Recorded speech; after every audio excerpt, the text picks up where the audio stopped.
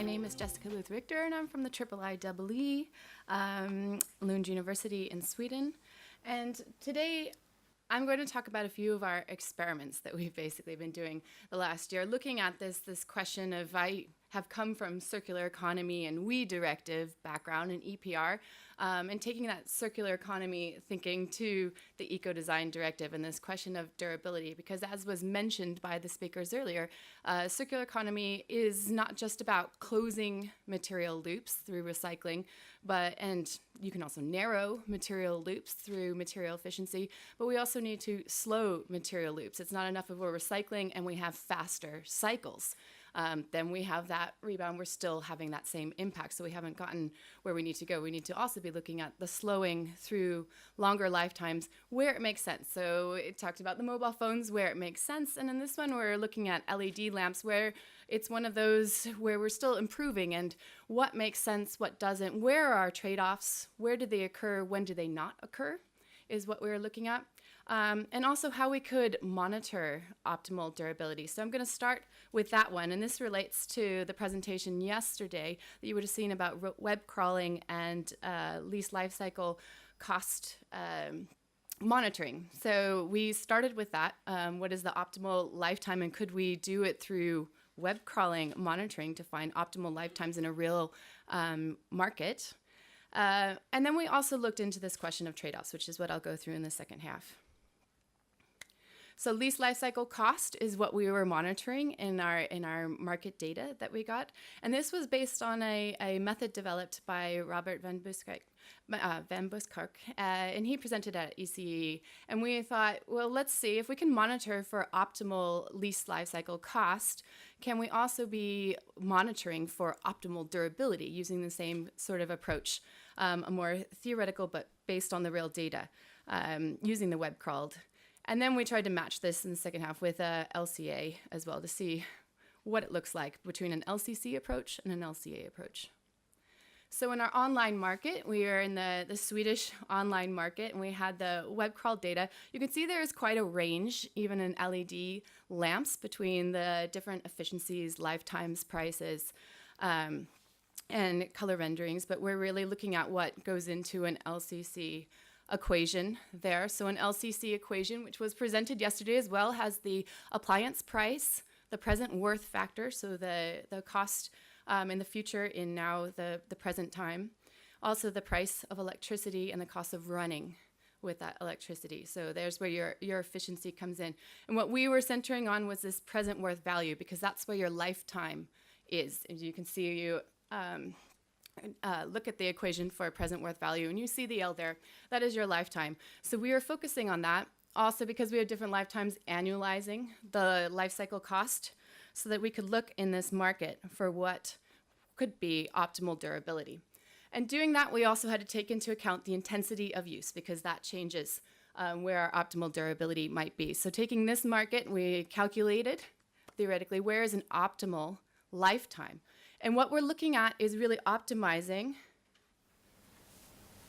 this parameter part of it. The rest of it is on the other side. So we're assuming the other side is optimized and just looking at this purchase price as a function of present worth factor and the lifetime that gives you an optimized present worth factor, or price per present worth factor. And doing that, we get a lifetime around, depending on your intensity of use, we get around 25,000 hours. And that also changes a little bit with your discount rate, so we ran a few of those.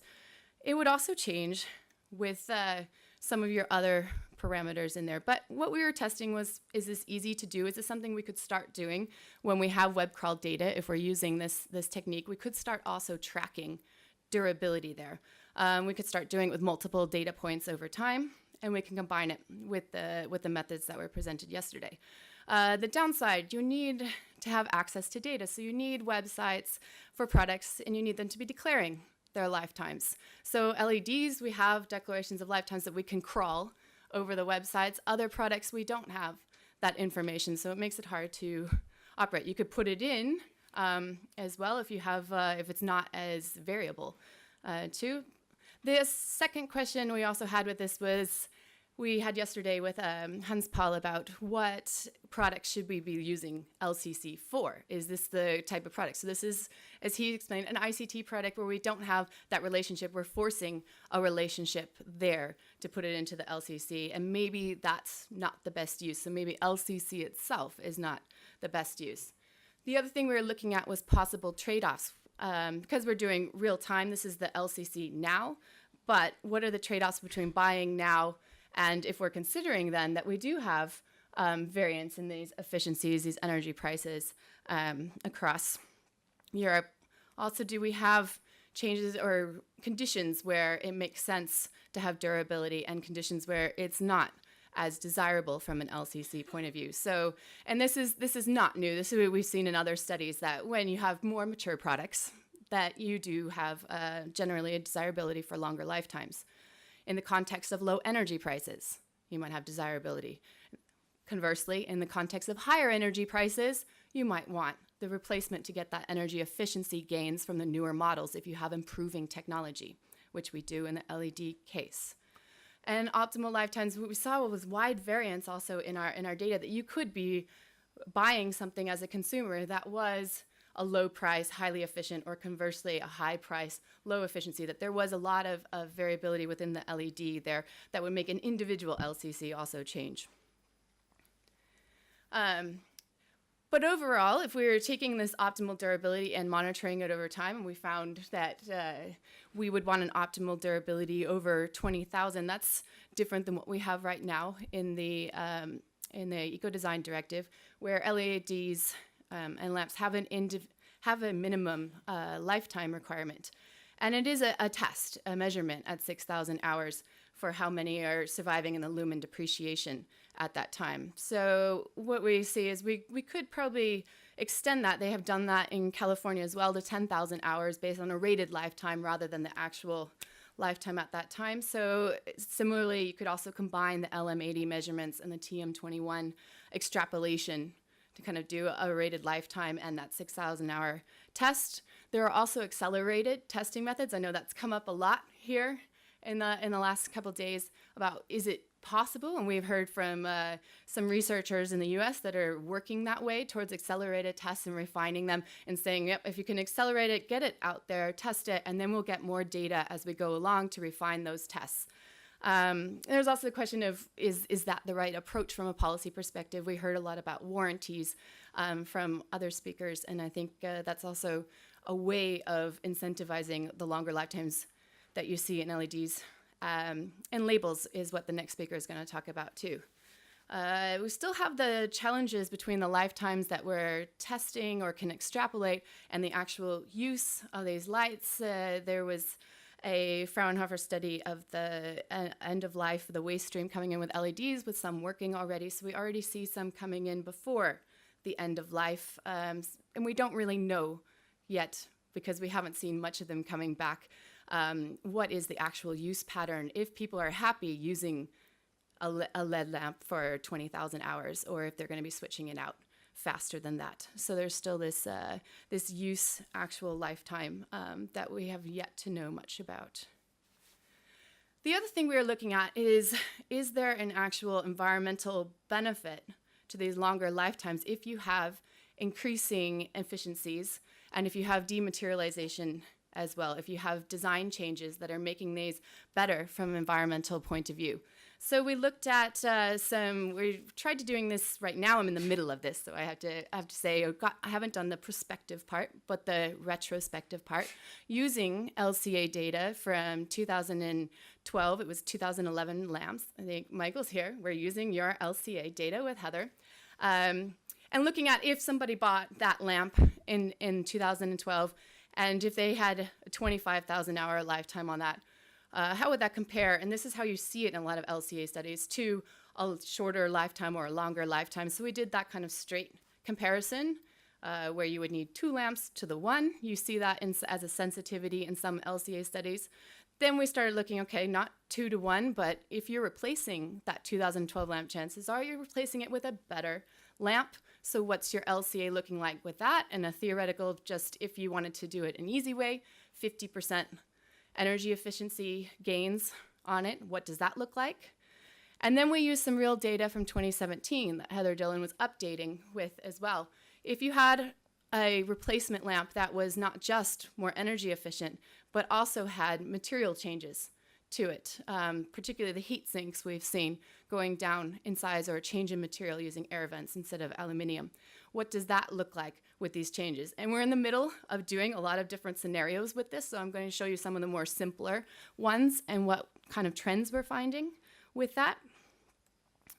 So in some of the standard LCAs that have been done in the past for lighting equipment, they'll just vary the lifetime. And when you do that, you see that it makes sense to have a longer lifetime if you're replacing it with a mature product, with the same type of product that doesn't have much material or energy efficiency gain. So this is a just shorter lifetime, identical replacement.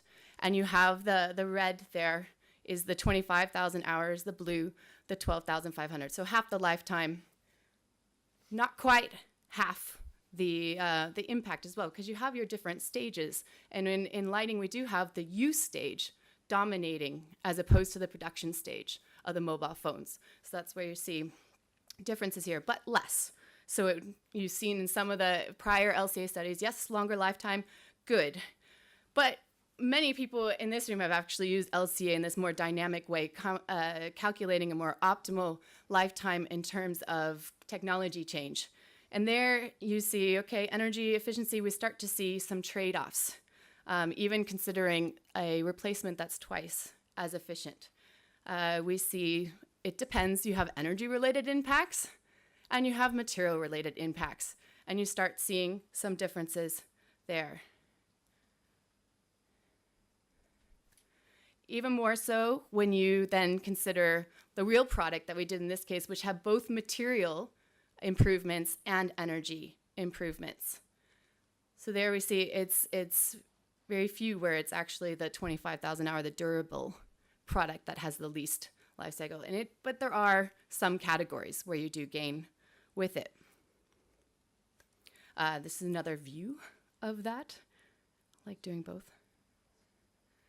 What you see though, going from this one,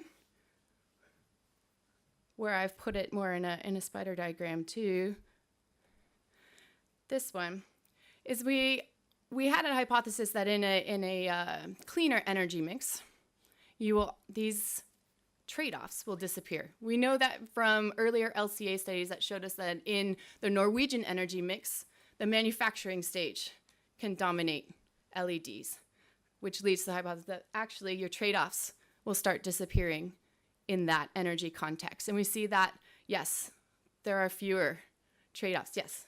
Jessika, just for the audience here, they may not be familiar with spider plots. Could you explain that as you move towards the center, the impacts are reduced? Yes, thank you. As you move towards the center, the impacts are reduced. Yeah, it's why I do both the bar diagrams and the spider diagrams. So yes, the smaller your circle there, the less impacts. And you saw on the earlier one, we were over on a few of them.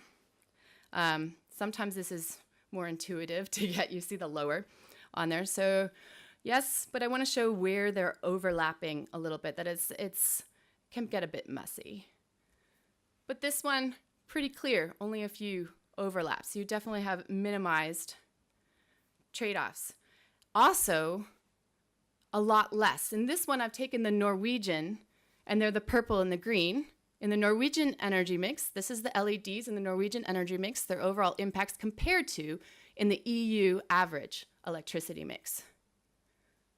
So your energy mix moving, or your electricity mix moving towards a decarbonized or less fossil fuel-based energy mix not only results in less of these trade-offs, but also lower impact overall, which we knew before, but it's good to keep in mind that, yes, we're pushing for change, but actually the change in the energy mix is going to be huge too. So you need to be taking into account with these changes that it's policy mixes too. You can have policy that's also driving decarbonization. You can also have contexts that are different within Europe. So in Nordic countries, we have a context where we have less trade-offs with durability and these products, because the manufacturing stage comes to the major impacts rather than the use stage. So we have a swap in it that is not the same for other European countries. So we have some complexity here. That's the same now in bar diagram form. So you can see, I mean, we see where it's still water depletion is where you see it from the hydro.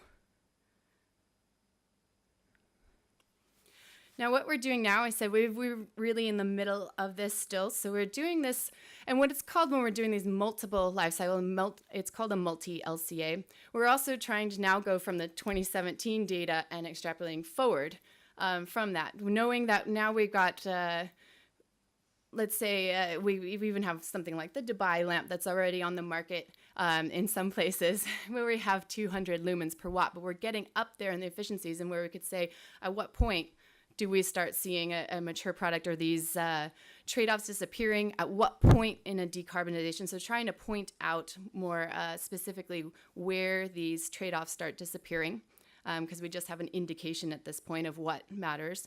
Linking scenarios to better projections and policies. As I said, it's a policy mix. We also need to see what the targets are in the future so we can see where it makes sense with this. Modeling some of the sensitivities to some of the waste scenarios that we have used, we're updating. And comparing it to a streamlined LCA method. This is taking a lot of time to do a full LCA, so how does it compare if we did it a faster way? So this is part of our experiments at this point. But we see that in an EU energy or electricity mix, right now we see some trade-offs between the lifetime and the efficiency or material gains from the newer products. And it's a trade-off between energy-related impacts and material-related impacts.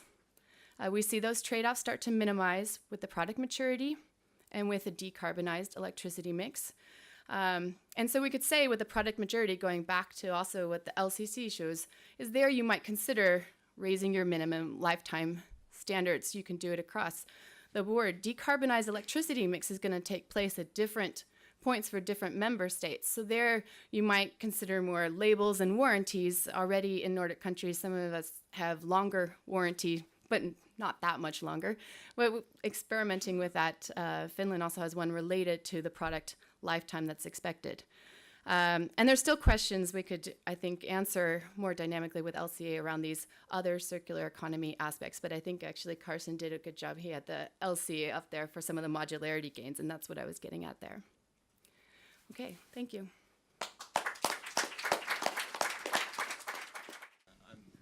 I'm worried about hijacking this conference and making it a lighting meeting, because I have a lot of thoughts on Hans Paul's earlier comment about lifetime testing. There is something called the in situ temperature measurement test, which the U.S. Energy Star program has used, which essentially looks at the operating temperature of an LED as it's operating in steady state, and then that's how you use this LM80 TM21 combination to project the L70 lifetime.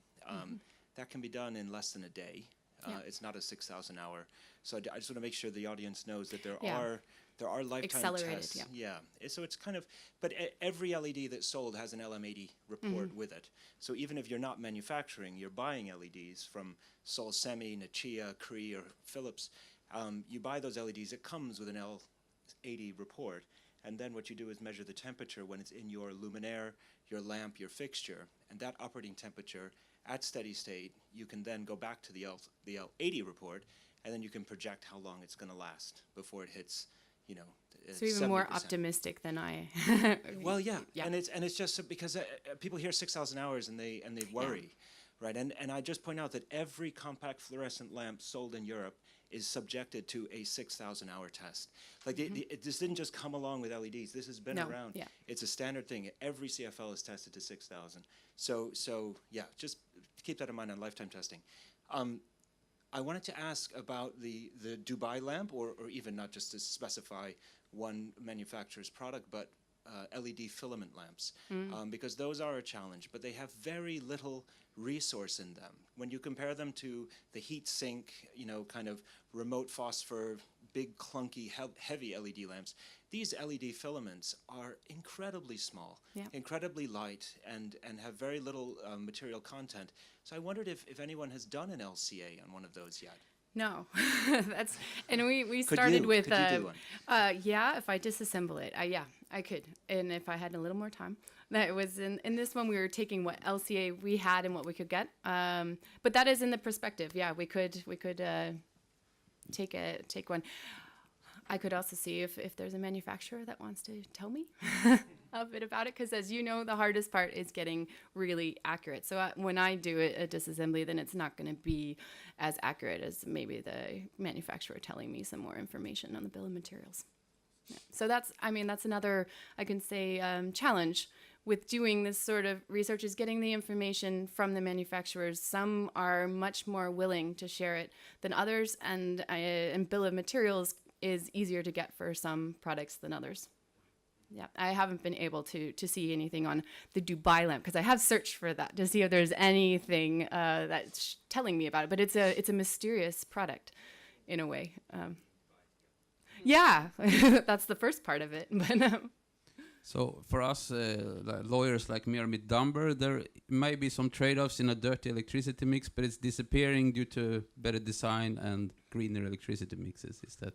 yeah, but decarbonization in many countries is going to take a long time, so don't wait for that to be. I suspect that some of the product development is going to overtake the decarbonization in many countries. So it's which one is further ahead. In Nordic countries, the decarbonization is further ahead than the product. Yeah. Thank you, Fanny Reto from EHI. General question regarding this trade-offs. It's an interesting an interesting discussion indeed. But does it mean, for policy reasons, that the more we decarbonize, the less important it is to save on energy, and the more important it is to save on resources and on terms of production cycle? So this is an interesting debate in the end. Yeah. Yeah, it could be debate. I mean, maybe it's, if you're looking at other ways, is it a priority? I think it's still not something you waste just so either, because then you have your rebound in it when you could be making gains in that area too. But does it mean that other strategies might become prioritized? Maybe because it maybe is the less low-hanging fruit. I don't know. Yeah, I haven't thought about that much as I should. Yeah. Thank you. Maybe a note on that. I think it's still, even if your energy system is decarbonized, there is still can be, say, a financial gain for the consumer in using more efficient products. But regarding what you showed and the LCA and the impact, say the CO2 and that kind of thing, yes, there, if you have decarbonized your electricity system, then apparently the production becomes paramount. Yeah.